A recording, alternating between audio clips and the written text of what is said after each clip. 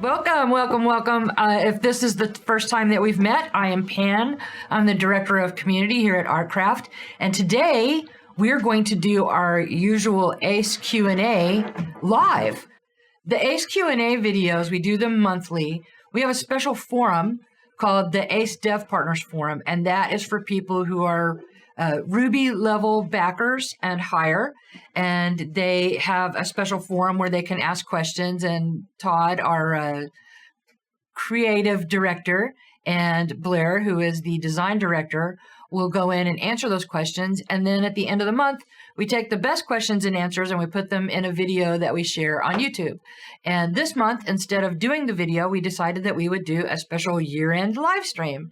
So we've got a great lineup for you today with lots of special guests, and I will introduce the first one soon. But before, I would like to remind everybody we've got our first big campaign coming up in January, and we're looking for reporters. We're looking for battlefield reporters, frontline reporters. If you like to do live streams, if you make cool videos, if you create GIFs, or if you like to write, it's a great opportunity for you to volunteer to tell your stories and share your stories of glory, wealth, and power from the front lines of the battle when that first sanction campaign starts in January. If this is something you're interested in, you can drop me an email at community@crowfall.com. I would love to hear from you. And now, without further ado, I would like to introduce the handsome and talented J. Todd Coleman, who's the CEO of Artcraft, and he is the Chief Creative Officer, Creative Director, man of many titles and many talents. Todd. All right, let's see if I can sneak in over here. Hello, way. Everybody. Good morning. So things are going crazy around here for the last couple weeks. As many of you guys know, we are entering the last we're tracking down the last issues in the 5.8 build, hoping to get it to go live soon. We don't have a specific time. We got to get these last kind of things tapped down. And then I'm really excited to get you guys in this build. I think it's going to be incredibly cool. This is the first time the actual game that we pitched back in the Kickstarter days really starts to come together. Like up until now, I look at it as we've been building kind of a house brick by brick, but it didn't have a roof, it didn't have plumbing, like there were key pieces missing. This is the build where enough pieces come together that you can actually get in and really play a Throne War. Like it's the first time it lives up to the promise of the name Throne War. So we thought it would be great at the end of the year to get everybody kind of one last chance to get on live and wave and say hello to everybody right before we have all this excitement hitting with the new version. So have you talked about what we're going to be doing today? All the different people that are coming on and what they're going to be doing? No, I haven't, but I can. But before that, like immediately when I mentioned that about the first campaign hitting in January, people were going, January? So can you clear up the confusion about what's going to happen when we put 5.8 on live? Yeah. So let me go through this. It is a little bit confusing. Yeah. So here's I did a post on this. So if it's still confusing after you're done watching this video, go check out last week's news post because it covers it. So what I needed to, that's right. I'm sorry. Yeah. I have lost all concept of days and weeks because we've been trying to get this build done. So basically what I tried to do was separate out two different things that we haven't really drawn a distinction between before. So we had the 5.8 milestone, right? We always use internal numbers that mean very little to anybody externally, except for the hardest core guys, which are probably in the channel. But we colloquially called this thing the first campaign milestone. Like that's because it included all of the features and functionality and content that we wanted to be able to do our first actual Throne War campaigns. That doesn't mean, though, that we wanted it to come up into live and immediately the moment it comes up, we actually start the first game, right? It's like building a soccer stadium, and then the moment you kind of put in the last screw on a chair, you start the first game. No, that's not what we meant. Well, it also is you would be jumping straight from building the soccer stadium to World Cup. To World Cup, exactly. So that was too big of a jump to make in a single moment. So what we needed to do, the stages are basically, we needed to test this thing at a detail level, and we do that like we always do on our test server. We bring it up, we take it down, we wipe it when we need to. We basically put vendors on that give out free resources and weapons. We turn up the speed of training to like 10x. The goal there clearly is not to make it a playable experience. It's to get adequate testing on the individual pieces of all the things, of which there are thousands and thousands and thousands in any given build. So the next piece we need, now that we're basically to the end of that process, the next piece we need is to actually test some soccer matches. Like we need to test the whole thing as it holds together with the actual resource gathering and the actual crafting and the actual timing and all of that kind of stuff. So before we can jump all the way to World Cup, I want to run a few of those. And that's what's going to happen next, is we're going to get this thing to go from our test server to our live server, and we'll actually try and play some games. So I think that's going to be awesome. Like, it's totally cool and super exciting. It is exciting. But I do want to say that there will probably be some issues. I mean, this is the first time we've ever gotten together, so we need to kind of do a trial run. Like restaurants do this, right? When they do an opening night, is they'll typically let people come in and eat for free because they know it's always bumpy for the first couple days. You know, that's what I'm expecting here too, is we're going to run some campaigns. We'll start with pretty short campaigns. They may be a couple days. I fully expect that we're going to need a round of balancing on the point scoring, how much the different locations are worth when you claim them. And my expectation is we'll be off initially badly enough that pretty quickly one faction will pull ahead of the other two so much that the other two will just say, well, this game is over, and they'll want to quit, right? Traditional Uncle Bob scenario is going to happen because we've never tried it before, right? So doing some really short campaigns will give us a chance to do that balancing so that we can actually start to get closer to a real game. And then after this, and I'm not going to give any dates on this, but we're going to do our actual first sanctioned campaign, and that's going to be really exciting because that's where we're going to put a focus on it. That's where we're going to actually... That's when we want the war stories and all that. Yeah, so we're going to shine a spotlight on you guys, the players, and we're going to actually make that thing obviously a really cool special throne war. It's kind of that is our World Cup at that point. The first one. It'll still be bumpy. We're still pre-alpha, but it'll be the first time we actually put focus on it and try that out. That it's not really an esport. There is nothing else that it's equivalent to, right? But it's kind of the closest equivalent I've got, is to say it's sort of like our esport tournament-y kind of thing. So more information on that will be coming soon. Not quite ready to talk about it yet. We've got enough on our plate just getting over this hump, which is getting from test to live. Yeah, and then one point that I wanted to make, we've heard from so many people in the community that, excuse me, I'm just getting over a cold. It's fine. Cough all over. Nobody cares. I'm not coughing on you. We're not in a small little room or anything. We'll be fine. Hey, my cooties are great cooties to catch. Anyway, so we've heard from a lot of people that, their guilds are kind of hanging on the sidelines, waiting to see what's going to happen. And this is the moment that they've been waiting for. And as we're talking about these sanction campaigns, that's not the time you want to start playing. When 5.8 starts on live, that's when you want to start. You want to get these skirmishes in now. You want to learn the game. You want to help us, like Todd was talking about, we were going to have to do some balancing.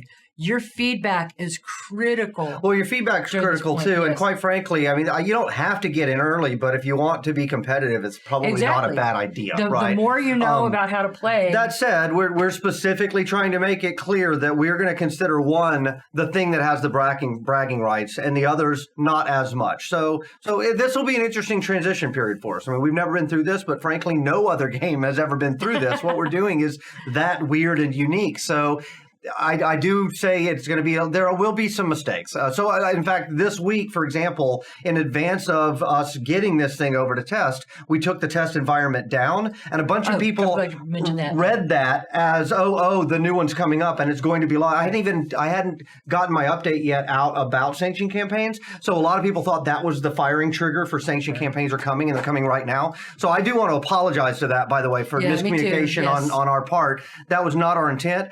The good piece of that, if there is a silver lining when I screw up, there rarely is a silver lining. Usually I just screw up. But if there is one, is it gave us a really nice reminder of how many people are waiting and how many people are passionate about this because they got angry at me, and anger is passion. So understandably so. So I do apologize for the miscommunication. But the really cool thing of it is it showed me that we've had people who we may not have seen in the games or on the forums for 2 years. They haven't gone away.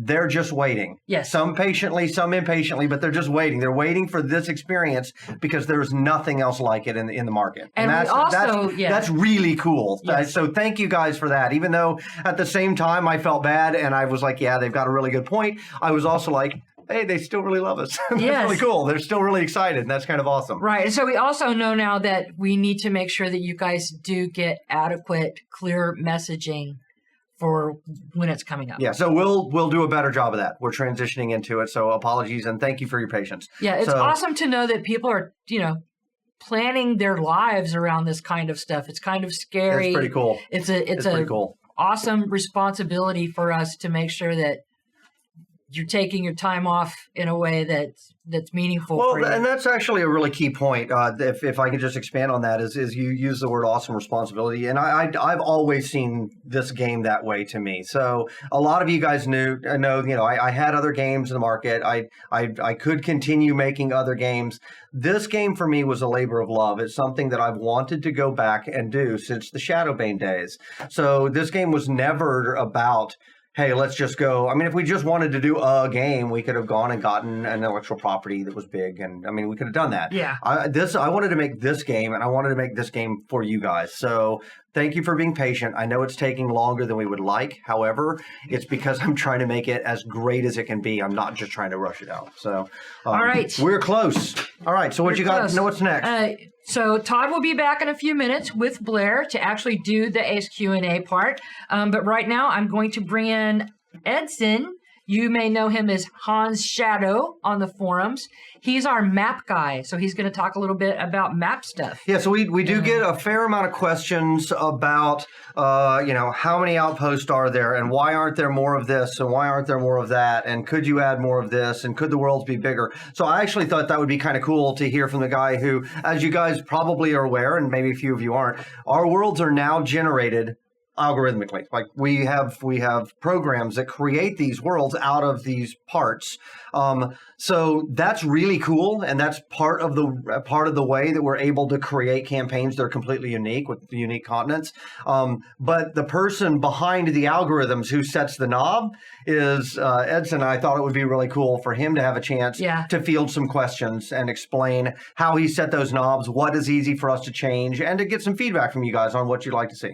And I actually have a photograph, and I'll send it to Emily so we can share it on Instagram and our other social media channels that I know you're following us on Instagram and Twitter, right? It is a photograph. I was just happened to be in the office at the moment that Edson brought up this first dynamically generated map. And Todd and I were in there at the same time, and I took a picture because it was such a momentous occasion. And it's just, if you look at it, it's just a picture of a dude sitting at his computer with a map on the screen. But knowing what that was and seeing how excited Todd got and I got all excited about it, I mean, that was a huge thing for us. All right, so let's meet that dude. Let's meet that dude. Let's meet Mr. Edson. How are we going to do this? I'm going to get out of your way. All right. See, folks, we don't waste your backer money on fancy stuff. We use that money in the best way possible. We're not sitting in thrones. I've actually been taking pictures of each step of the evolution of the generator. So I have pictures going all the way back to the beginning.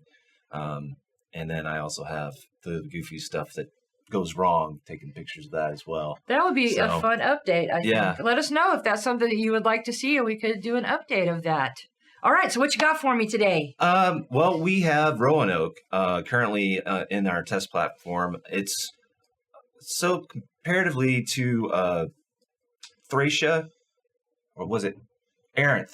Arinth. These are names of maps. By Yeah. the way, Oh my gosh. Yes. There's so many names name now. Of the Shadowbane map. I have a spreadsheet filled with names that. that y'all gave us, and it randomly chooses these names for us. Oh, so one of the backer rewards was to submit a name for a town or a fallen hero or whatnot, and we're actually seeing these names now in things in the game. So that's what it's talking about. And actually, is we that don't some have of these enough names. names. Yeah, that's true. So anybody who hasn't sent yours in, we could use those. We need to fill out the tables with those. We'd like to have those because we collected those 18 months ago or something, right? Yeah. So send your names in if that's one of the backer rewards you have, so you can be part of Crowfall history.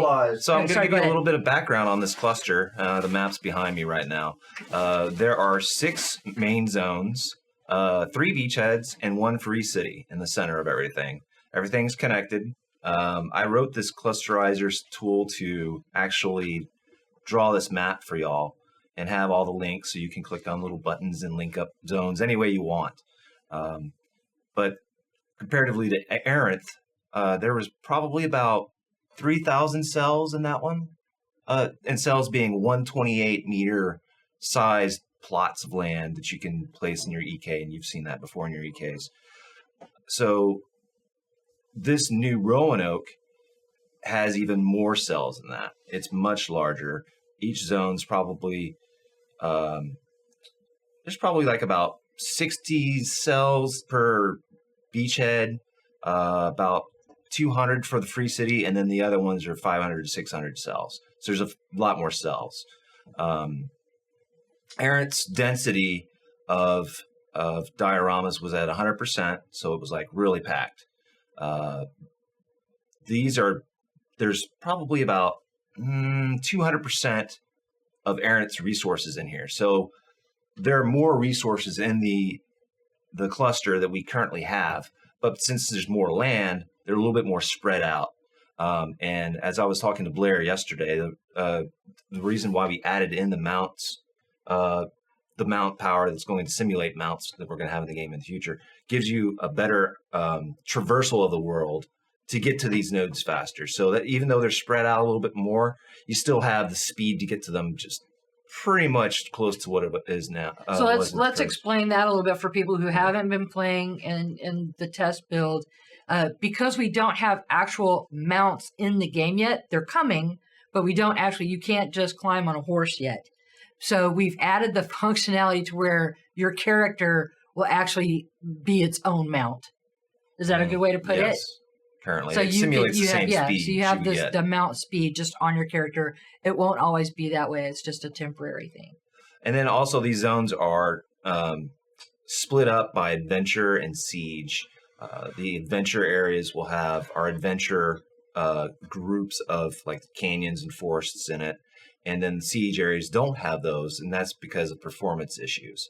We're wanting to see if that will actually have an effect through the testing. And so let me ask you a quick question. Yeah, so sure. if I came to you tomorrow and said, all right, I need another cluster map, and I want these worlds, instead of being 600 cells, I want them to be 1,300 cells. Yes. How quickly could you turn around a new cluster map for me? 1 hour. So it used to take us months to do this.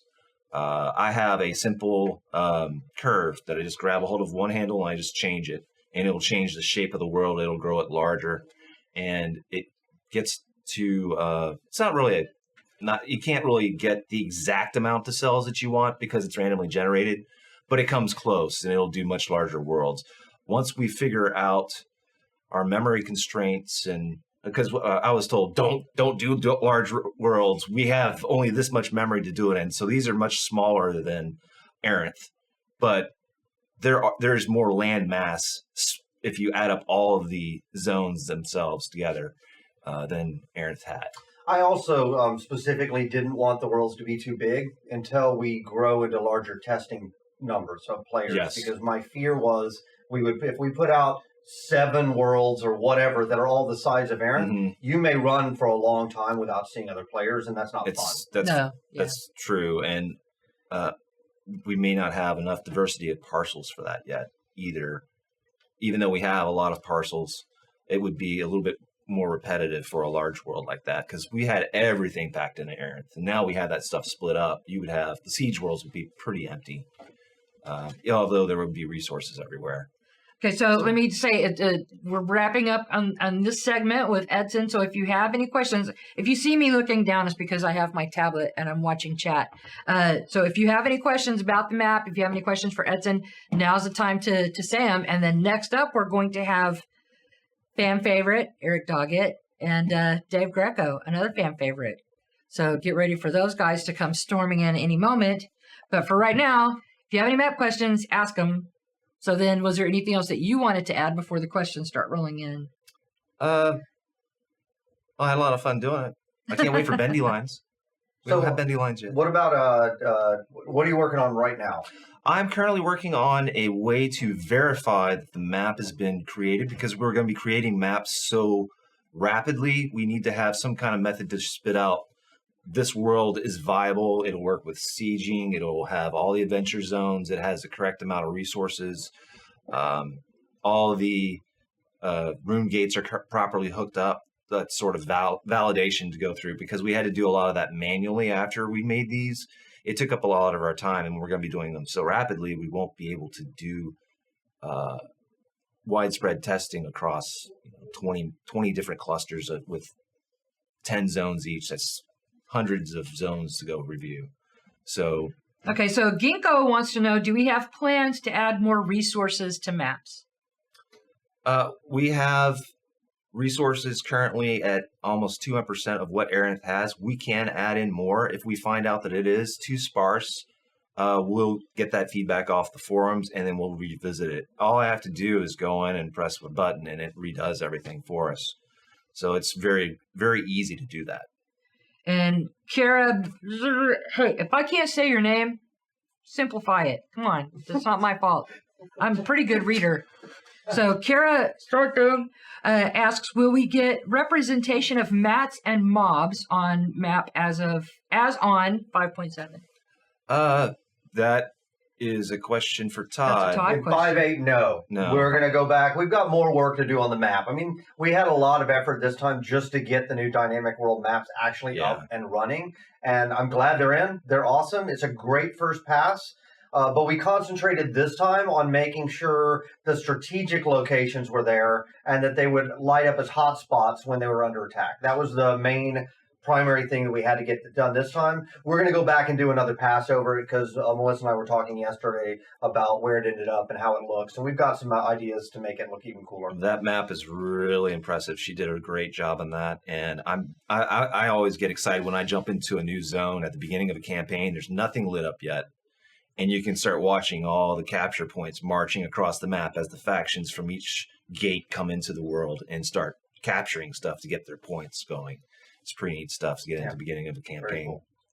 Shadron, plush. And then our last question, let's see.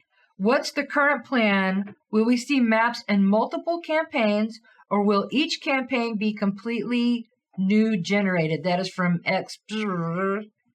Give yourself a real name if you want to be called out. I'm just going to say. So right now, if you see the cluster map behind me, you'll notice that some of those circles are larger and some of them are smaller. That's because the size of those worlds is slightly different from each other. Whenever we generate a map, it's totally different, aside from the parcels used in it. The arrangement of the parcels and the arrangement of all the resources is just totally different. So I set a goal for this milestone to try and not reuse maps from campaign to campaign. Yeah. We're not quite there yet. There are still some pieces that are not completely automated, mostly the rune gate setups, right? So we're moving in that direction though, and by launch, that's absolutely the goal, is that every campaign is completely unique. All right, so thanks for being here, buddy. Oh, of course. With your big hero cup, yay! And then we've got Doggett and Greco. They're watching, I think, in the other room. Okay, so we've got them coming up. They're coming. They're coming. So some of the questions that came in, can we submit more names? No. It was a backer reward. No. I have no problem saying no. If you have that backer reward and you haven't used it yet, then submit a name, and We just use all of them. Like we throw them in a big pile and we use them for whatever we need. That said, I'm not opposed to coming up with a new way for people to be able to commit names. That actually would be pretty cool, and we do need more. We're going to need a lot. So let me think about that one. It actually had not floated up to the top of my head as a question. There we go. Okay, let me think that about could be that. a thing. It's not a good idea. Hey, we're both So next up, we've got Dave Greco, who is art lead, and we've got Eric Doggett wearing his own tiger You want to hat. squeeze in it? Yeah, squeeze in. Oh, this is off to a good start. Yeah. This wasn't expected to happen. Doggett's one of our animators. So if you have questions for Dave and Doggett, get those What's ready. up, everybody? How's it going? Dave, what's the deal with the pickle? You want to talk about the pickle thing? Like, I'm confused about the pickle thing. Here, I mean, You in? I don't. It looks like we're in. If I'm not. Yeah, it can just be you guys. I've been on screen. They've seen me. The pickle, we did a D&D piece on stream once, and we put a pickle in there for Doggett's character Keep me because focused. he wanted to make a sandwich. And we made a pickle once, and then we put a pickle in something else, and then it's spiraled wildly out of control. And like we've gone so far off the tracks, we're smashing through trees, and we fell off a ledge. And Yeah. Like, they want me dressed up in pickle costumes and paint my face green. Right, so this is a good time to like plug your live stream channel and Oh, stuff yeah, that I mean, do. You can do that. Yeah, we stream a few nights a week. It's just Dave Greco Art. Yeah, that's my name right on it. Okay. Yeah, and we do it 4 nights a week, and we paint concept art or full illustrations, and we do Crowfall stuff on there sometimes. So it's awesome. So definitely come over to the channel. But that's how like all of a sudden I'm watching. There's like all this pickle stuff, and I was like, It's bizarre. is but Dave pregnant? He's Dave- just not telling anybody. Do you know who the father is? Yeah, they've taken over. I'm powerless now against them. So I'm sorry if my hand was damp when I was petting your face. I'm a little nervous. it was dry. Oh, it was? Yeah, it was It's dry. damp now. No? It's all right. I like a little moisture. So Okay. Oh. absolutely. Okay, so work stuff. What are you guys working on that's Crowfall related? Let's get this back On track? on track. Yeah, you can start if you want. Right now, we're in a bug fixing, polishing phase. Last count, we're over 4,000 animations for the player characters and the NPCs and all the stuff in the game. So that's a lot to manage.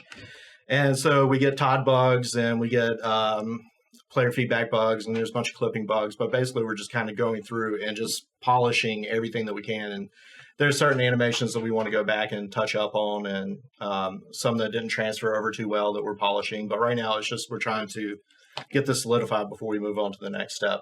Mm-hmm. Awesome.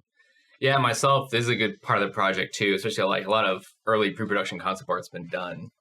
So we can do more kind of like marketing artwork or more kind of lore pieces or pieces that may go into like load screens and stuff like that. So Draw my D&D character for me. yeah, I do work whatever Todd wants. Let's be honest. Whatever Todd wants painted that day is what I'll be working on that day. So Bailey, Okay, yeah, you can put some. Bailey, I think I'm saying that right. Like, see that, and I think somebody misspelled my name. Has a question: will we have dancing animations? Maybe a Ganeshan twerk, which we know the Ganeshan. Oh, dear goodness. All right, so That's They're appealing to my reuse, my desire to never let any assets go to waste. yeah. Oh, no. So the story behind the Ganeshan twerk was I was trying to cheer up Alyssa and Gibson, and I'm like, do not show this to Todd. And they showed it to Todd. And then we That was made a bound to video out of happen. it. Yeah. I was just like, I was like playing around with Ganesha. I'm like, he's got a nice booty. I'm going to make him twerk.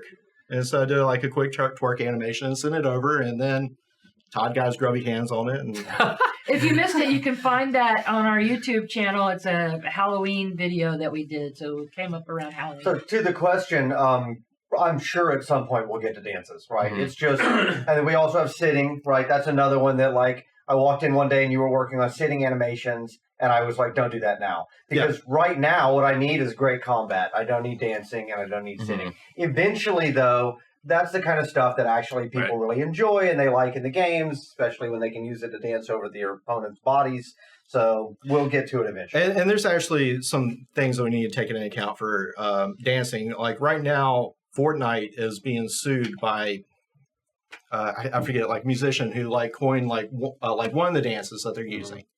And so we have to make sure that whatever we're using is either free range, anybody can use this dance move, or, you know, we have permission to use it. So somebody had just mentioned in the chat that they wanted one of the characters to have the Carlton dance, so we can't Can't do any Carlton dancing. Would be sweet though.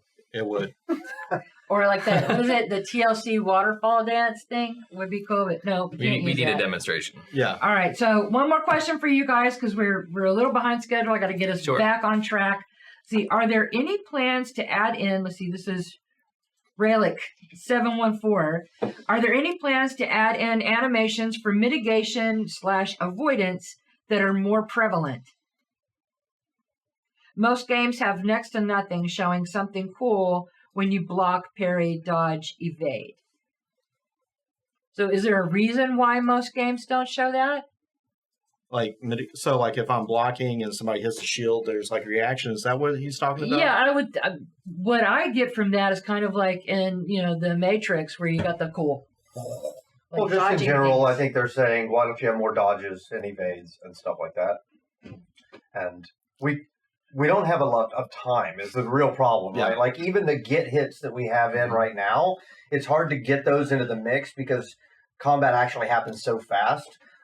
We did talk about expanding on the get hits though, right? We're doing all 4 directions or... we already have all 4 directions. We talked about the... And then the knockbacks. You can talk about those some if you want to. Yeah, right now in the pipeline, I did a prototype for getting knocked back and if you're getting knocked forward and getting knocked up in the air. And actual full-on animations instead of the old falling animation for all that. Yeah, the flailing, I hate that. I think you look dumb. Yeah, exactly. And so we have that in the works. Just like in real life. Yeah. Well, that's the thing. If I'm going to get knocked back, I kind of prefer to have a cool anime. I get knocked back, but I slide into it and I look at least like a badass and I wipe the blood off my nose. Like I kind of want that moment, not our... Oh my God, I'm falling, I'm flailing, kind of animation. Just me in real life. You're drowning, don't know how to swim. Yeah. Yeah, and so we're taking that in steps right now. I did some initial animations for the human character, and I have them branched. So if you get knocked off a cliff, you'll continue to fall until you hit the ground and get back up, all that good stuff. We need some tech and design like hook-ins for that, and then we can put that out to the rest of the characters. But right now, the focus is on Siege and basic combat. Yeah. All right. So cool. So thanks for coming out, guys. Yeah, thank you, guys. Did you have some art that you were going to show? I think John was posting up some of the background. That's just some of the work that's been done. Do a quick shout out for your channel. When do you go? We did a quick one. Yeah, I think we're Friday, Saturday, Tuesdays, usually around 9 o'clock Central. We'll do Crowfall work, other work, but we're always painting and always welcome to talk about Crowfall stuff on the channel too. So, and I got to show off. This is a cool mug that Todd got me. Yeah, I see it. Look at this sweetness. And when it gets hot, a little scene. I'm drinking cold coffee at this point, so. I didn't get a mug. Yeah. I gave him a mug because one day he said, well, Bob Ross was not really that good of a painter. Oh, my God. It was just his tools. He was mostly the tools he used. The man's dead. I couldn't believe that he said that. Ooh. I'll see you guys later. It's been great. Bye. Thanks. It's a good thing you can draw. Man, Win Friends and Influence People by Dave Greco. So real quick. Okay, so next up we have Todd coming back. Hello. With our design director, Blixtev, Thomas Blair, Ric Flair. and since usually we use this little card in the videos, so Blair brought the card. This is our Q&A for December. Again, we don't waste your money. We do not waste backer money. This is the 4th card, though, I do believe. Yeah, we go through cards. So, Debbie Sue, you said we had a new question from somebody. I think Val caught it. Oh, okay. A brand new person, new to the community, was Well, asking. welcome. Yeah, so this is LBR Gaming. Said, Crowfall Game, I'm new here. Found your game after searching for a new and upcoming MMO to create content around. What is your mission statement on separating yourself from other MMOs? Do you want to do it or do you want me to do it? You can go for it, but it's Throne War. Yeah, no, that's exactly right. It's the Throne War. We want to create an MMO. But there are a lot of MMOs out there that let you recreate kind of the feeling of Lord of the Rings or The Hobbit, right? The traditional hero's journey. WoW style. I go on narratives and there's another short story and I go on that. It's just a linear narrative game. We don't want to do that at all. We want our game to feel more like you're playing out a season of Game of Thrones. And so to do that, it required some things that are completely different than any other game you're going to find out there. One is, instead of WoW-style servers where I've got one server and then another server and they're inherently just carbon copies of each other, every campaign server that we have, we call them campaign servers, is completely unique. Like the not just what players are there, but the actual maps, the continents, the zones, where the mountains are and the cities and the ruins and the roads and the valleys, all of that stuff is completely unique, right? The other thing is that they're time limited. It's not a planet side style tug of war where I take this thing today and then next week you the take dog it chasing back the from tail, me, right? And basically. it's just, instead it's like, hey, this campaign, this server, this entire like solar system almost is only going to exist for the next 3 months. And at the end of that time, one team, either faction or guild, is going to emerge victorious, and they're going to win, and everybody else is going to lose. So that's just a fundamentally different concept, and it's so different, in fact, that it's hard to get across to people how much those changes are so fundamentally different that it really changes the nature of the entire game. Well, you didn't even right? talk about the design changes that we plan on implementing as this as well. Right. Because right now, that was just environments and worlds he was talking about. Right. When we start taking away metals and woods and things like that, what happens when it's only Ganetians versus centaurs? What Blair's getting at is, because each of these campaign servers is unique, that means the rules can be unique. The maps can be unique, and we can even change, like, what are the looting rules? What's the difficulty? What's the rarity of the resources? What's the quality of the resources? We have been spending the last couple years building a baseline of tools to be able to now do variant stuff. We haven't, and this is like literally this build is the first time we're pulling that stuff together into a playable experience. So the replayability of all the variations from one campaign to the next, that won't even be apparent really now. That'll only be apparent as we go forward and we start to create variants and different rule sets. But we've been focusing so much on the maps and the environments and not the actual game design rules. Right, you're right. Because we've just been trying to stand them up. Let me interrupt for 1 second. Okay, so I'm watching the chat channel to find questions for Todd and Blair, and I'm seeing a lot of discussions about Dave Greco and Pickles. So this is your chance, folks. If you have a question for Blair and Todd, let's get those questions rolling, and you can talk to Dave about Pickles on his stream. Plus, he hates Bob Ross. Like, seriously. No, he's crawfishing now. He's saying he likes Bob Ross. So There was a question about imports. yeah, and I was exports. yes. Okay. Arcade 99 wants to know if you can talk about how imports and exports will work. Yeah, I can actually. So we weren't in this. So our entire focus in this version was to get the strategy game up and running. So import and export has historically been something we've done through the Spirit Bank. You have a certain number of imports you can bring in and take out of the world. And we haven't really gone back to ever finish that system out, to actually make an embargo where you're literally moving things in and out of the world, and there's a dedicated place that you have to go to do it. And the UI is much more clean and polished. So all of that is actually planned for the next version after this one. So we kind of just, once again, in this version, we got the new lobby up. Now you can more easily move your characters between the campaigns and the kingdoms and things like that. That's all really cool. But the next step out is we need to go back and add that layer of embargo to make it more obvious. The challenge is sometimes the rules, because they're different from one campaign to the next, rules are not always the same. For example, if I'm in my kingdom and I want to just take my knight to Blair's kingdom, there's no reason for us to force him to take all of his stuff off and put it in the security box and walk through the security line and take it out and put it back on. We think of it like an airport. Right? Yeah, exactly. In that case, it's just a simple hop from here to there. You know, don't make the person go through a exhaustive security search. Correct. But if we're going into a campaign, that's a different story, because campaigns have unique rules, and we want to make sure that we can be very specific on what people can bring in. So the embargo is going to finally go back and clean all of that stuff up, and that's going to be coming online. And the history of it, I think, was like, hey, we've got a Spirit Bank. Let's just put a counter on it. Yeah, that was for now, and exactly. it was just super quick and dirty. Yeah, and part of that will still be in. It's just that it'll get a lot cleaner. It's going to get a lot more obvious, and you'll be able to move stuff around from the lobby level. in between the different worlds, and in general, I think it's just going to be a lot better of a system. So, and we'll also you in the beachheads as well. We'll limit people to being able to do that. We'll have a station in the beachhead where you can actually go and open up your embargo to move things in and out, and you won't be able to do it out in the world. I always wanted the Tron IO towers. I always called them that. I know. And now we have the beams on the rune gates that make it look like the IO tower from the movie Tron. If for those of you who remember, I love those beams because it just helps me find where I need to be. Yeah. So coming. That's coming in the next version. There's a handful of things that kind of got pushed to the end, and they're all coming in the next version. Yep. Well, as many of as we can get. Maybe not all of them, but. Question from Durnthal. When can we expect changes to harvesting so that you don't have to cripple your combat ability to harvest? So 6.0. Yeah. Look at that. I've already talked with a lot of people about removing the weapon mastery disciplines because we don't need them anymore. Yeah, now that we have promotion classes, the weapon mastery was kind of a quarter step towards that diversity, but we have it now in the promotion classes. So the plan was to remove those and replace them with basically taking the current majors and creating a subcategory of each. There's combat crafting. Major disciplines. Just in case somebody...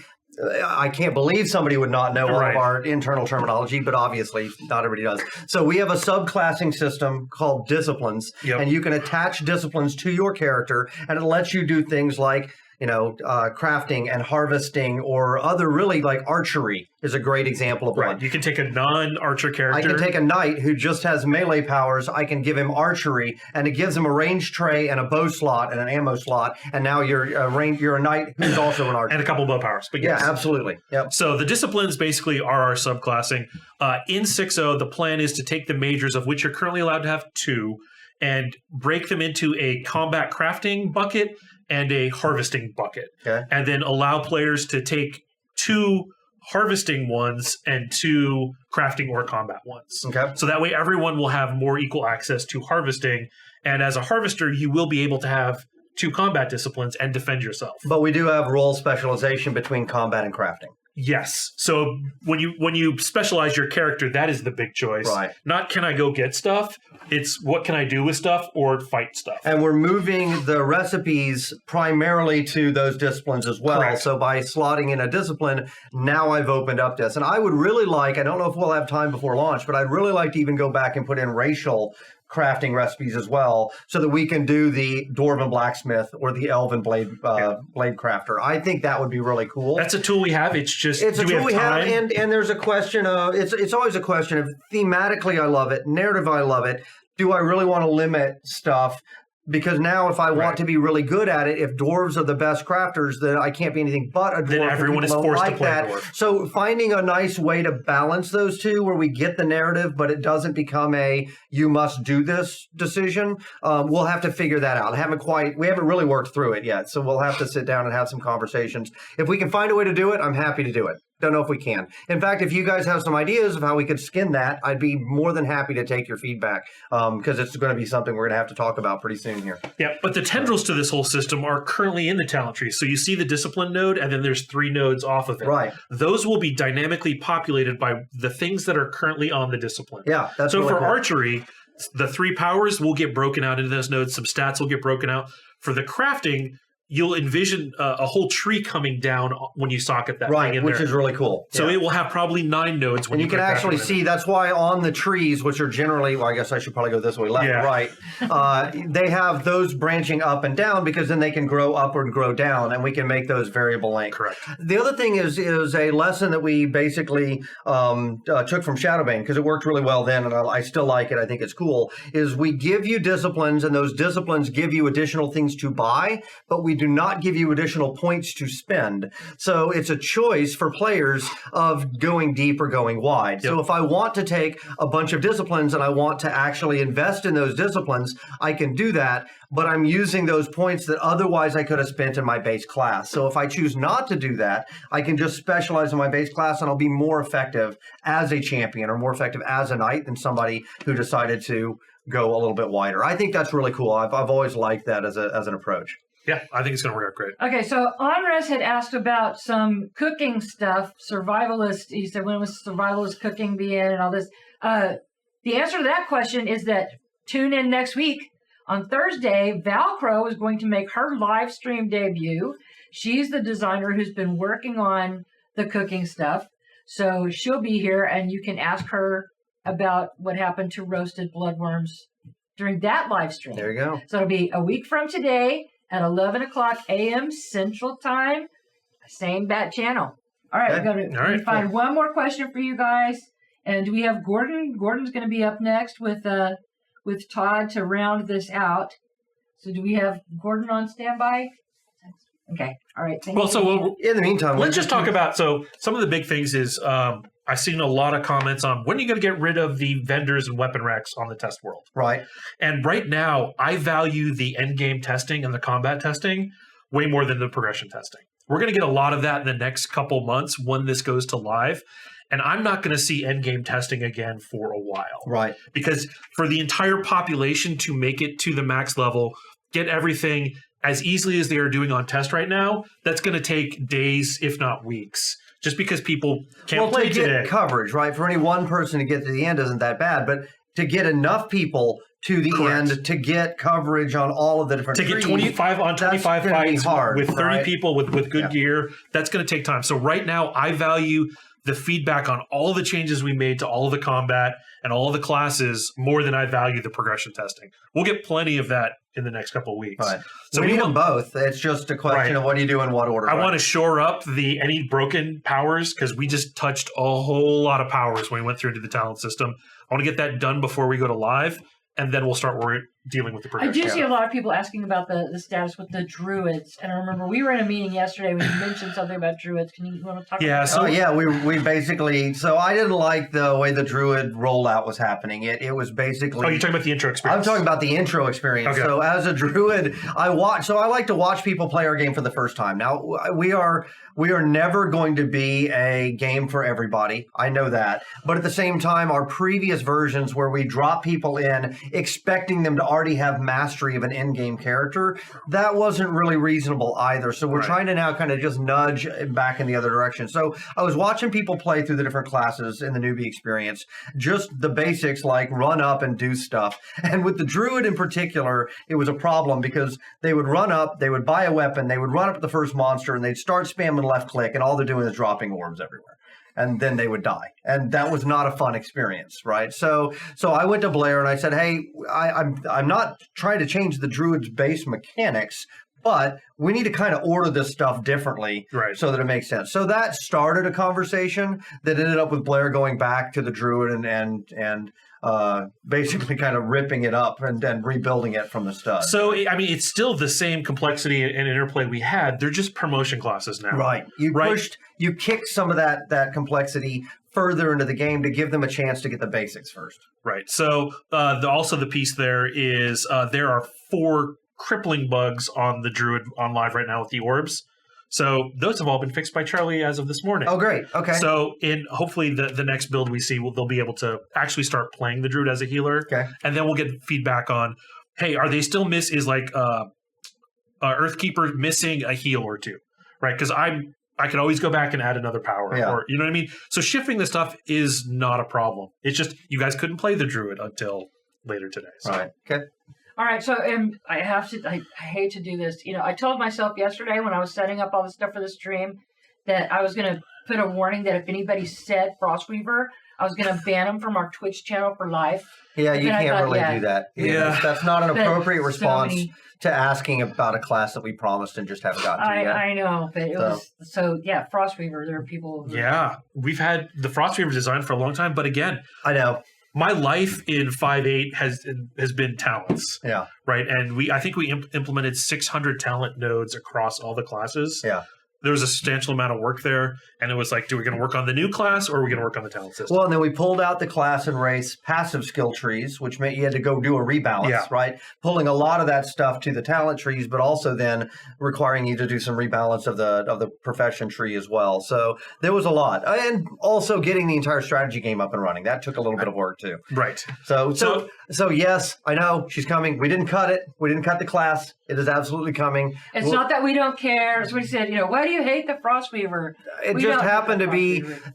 the one that required work that we hadn't gotten to yet. That's really the answer. So, And I actually stood the Frostweaver up as far as the model and the class. It's just there's no data in there. Okay. I wanted to test one power to see if engineering had actually given us what we wanted with that, and then now she's just waiting for full on implementation. So we'll see that in 6.0. Cool. All right. Okay. Thanks, Blair. Yeah. For All being right. here. Thank you, sir. And now we're gonna slot in Gordon Walton, who I saw a question about this earlier when I mentioned that Todd is the CEO of Artcraft. That is accurate. And Gordon is the president of Artcraft. He's also the executive producer for Crowfall. Right. And you can look on our YouTube channel, and we have a series called A Murder of Crows. And there are some videos. There's like a 3-part about Gordon and how Gordon got into the game industry and what he did before he was in the game industry. And then there's a couple of episodes with Todd talking about his life before Crowfall. But he hasn't finished it. Yeah, he hasn't finished it yet. We've got one more to come with Todd. But anyway, so if you want to learn a little bit more about them and how they got here and how they wound up starting Artcraft together, I would recommend those videos highly. I think that Jack will put the link in the chat channel. Thank you, Jack. Anyway, so go ahead, guys. What's going on? How are things around here? So how did we decide that back in the day? Did we flip a coin?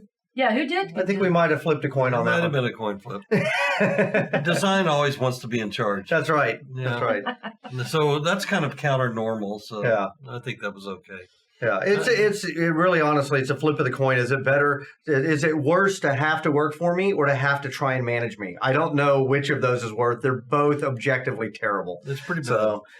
So in terms of actually managing the company, though, we've been we've been co-officing together since we started. We've been in the same office, so it's always been kind of the two of us. And neither one of us are dead. Yeah, and you awesome. mentioned just Not this for week. a lack of trying. Yeah, you mentioned just this week that we finally got to a point where we mostly have figured out who owns what. So that's probably true. I think we're pretty much at that point because there's a whole bunch of stuff, of course, that comes with just running a company that you guys don't see and really don't want to. It's not particularly fun. But, Yeah. and those things get harder and you get more and more preoccupied as you get bigger and bigger. How many people are we at now? 52 people. 52. That seems like a lot. It seems like too many. And not enough at the same At time. the same time. So I need like 8 more people, and I don't want about 8 people that we have. So Maybe we not should because get I rid don't of like them, Greco. I just don't like that many people. I heard he was hating on Bob Ross. Maybe we could get rid of him.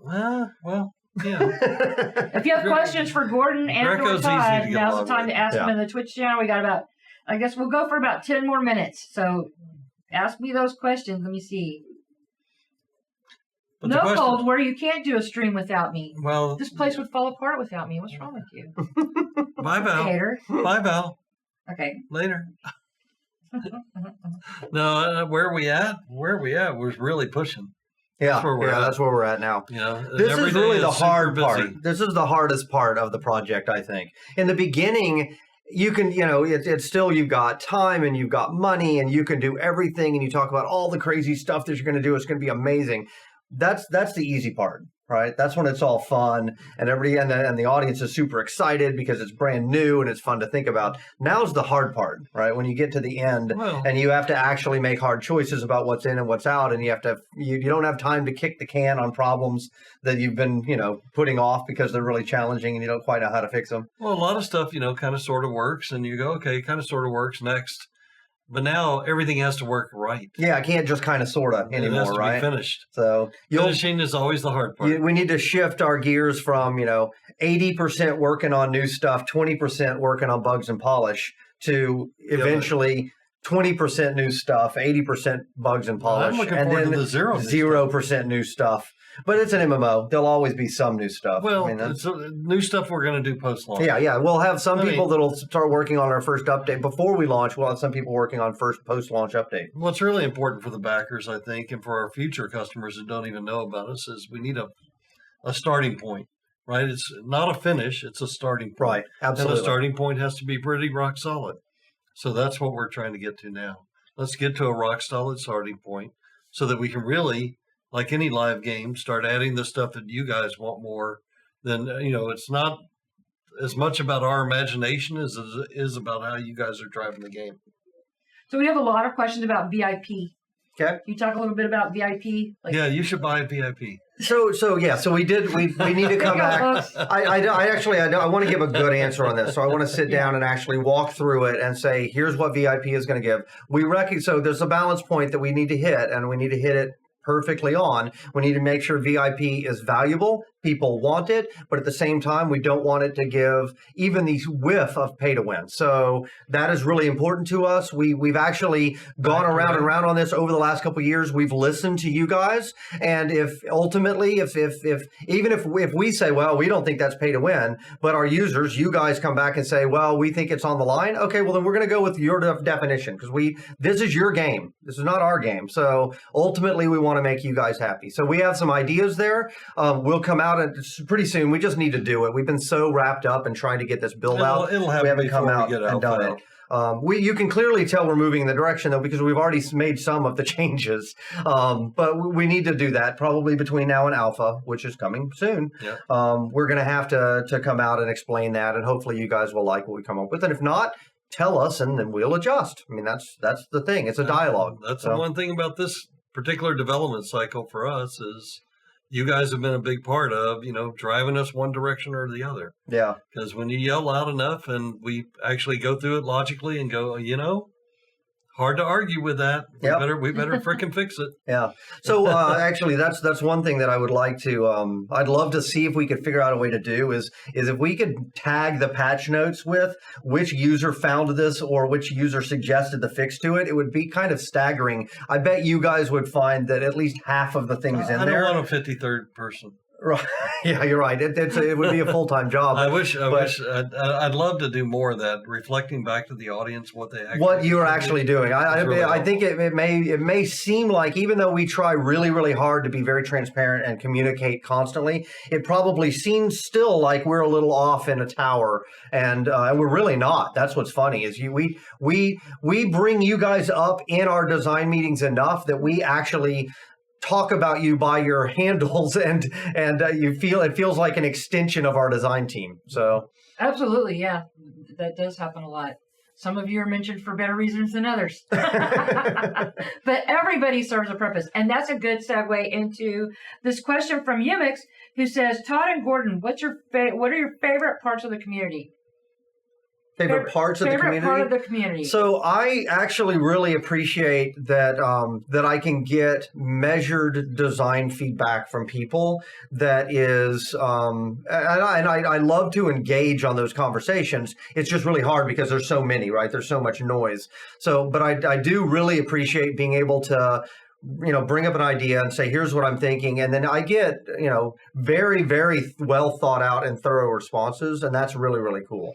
It's also just speaking of the Dev Partner Forum, though, which is a closed forum. Yeah. Well, no, not just there. I get feedback like that on Twitter. I get feedback like that through social media all the time. I've got other channels. What's your Twitter like that. again? Mine? J. Todd Coleman. Yeah, everybody send your design ideas. Everything is, it's all J. Todd Coleman. Well, those are 140 characters, I guess 280 now. So but then they're really terse game ideas, which is good. But I'll get people that also will tweet a link to me or just send me a note. So anyway, there's all sorts of channels, right, that I get that feedback from. I also really appreciate, it's not very often that I get a chance to actually meet players face to face, right? It's usually like at Gamescom or something like that, or another conference. But that's actually really cool too. It's really cool to see when you have a guild that has decided they're going to make Crowfall their home, at least for a while. And that's kind of all I can ask, right? I can only ask that they give it a shot.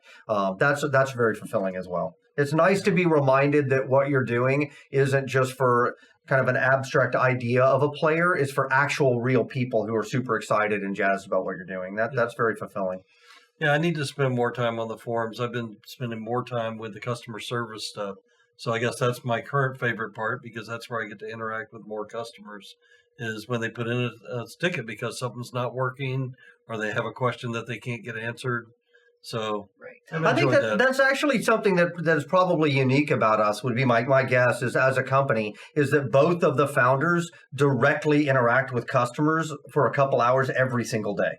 like every day. Then you, it's more customer support focused, and for me, it's more social media and community focused. Or in-game dirty testing. But it's just something about both of us and the way we're wired, I think, and the way we kind of came up in community focused games is that we do direct connection, and I think there's no other way to keep really tabs about what's going on inside your game and your community. I think it's important. Well, there's abstract kind of input that we get from metrics and stuff, but the real, the subjective stuff comes from interacting with players, where you really get a vibe for what's going on and how people are feeling and how they're, when they're angry, when they're happy, when they're, satisfied. Yeah. So, any closing thoughts? It's time for us to wrap this up. I just want to. Are there good questions? None you want to give us? Correct. Wow, look at that look. I'm the gatekeeper. Yeah, that's why somebody was upset that I'm managing the stream today, because I'm gatekeeping. It's my job, folks. Doing my job. Well, I'd just like to end with a thank you. As always, we say this all the time, but I don't mind repeating it because it's completely true. This game quite literally would not be here. This team would not be here if it wasn't for you guys. I mean, we might have been able to go out and get a publisher to agree to fund it. We've had a history of these games, so that's possible. But they fucked it up. But it wouldn't. That's not exactly the words I was going to use, but that's exactly the sentiment, which is it would not, however, be this game and it wouldn't be this community. So you guys really are an extension of what we're building here, and I can't thank you enough for that. This has been something I've wanted to do for years. I've wanted to come back and build this vision, and I felt like I had the experience now and I've gotten over licking my old wounds to be able to give it another shot. So thank you for coming along for the ride. Thanks for the rest of the team for coming along for the ride, except for Jack. He's the worst. And no, he's all right too. And thank you guys especially, because we literally would not be here if it wasn't for you. So thank you for that. Yeah, I think that it's interesting what So when we announced this game, which is 4 years ago, I know that's crazy. Nobody was talking about doing something this nuts. Right. Now, lots of people are doing bits and pieces of what we're doing, but nobody's still doing the core idea that we're on. And I think that makes... Probably because they still don't think it's going to work. I love that a bunch of our other crazy stuff got validated by other people who haven't quite shipped that yet, but that's good. Yeah. We like competition because I think competition keeps us sharper, right? And it's better for the players. It also validates what we came up with in the first place. Yeah. So...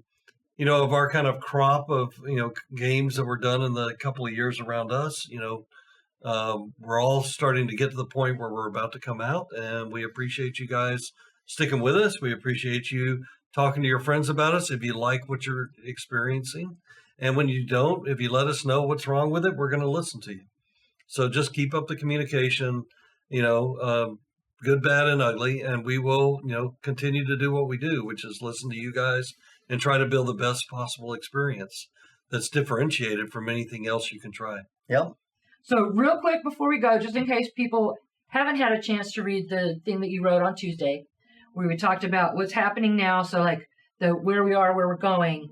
We are about to bring 5.8 to live. We're trying, and I will say, and everybody can play and test right now. Yeah, everybody can get in test right now. The live environment's been taken down in advance of that. Don't say everybody, because that makes it sound like anybody. Sorry. Everybody who could play in live can play in test. Yeah, so if you're a backer and you have pre-alpha 1 through beta 3 test group access, you can play. Yeah. What if I'm not a backer? How do I get to play? If you're not a backer, if you're not a backer, what's your Twitter, Debbie Sue, so we can send them all to you? Yeah. You should tweet directly to Debbie Sue. I'm at Crowfall Game and Crowfall.com. Oh, so any of the starter packs that are available in the store right now, at Crowfall.com, the store, there are 3 starter packs.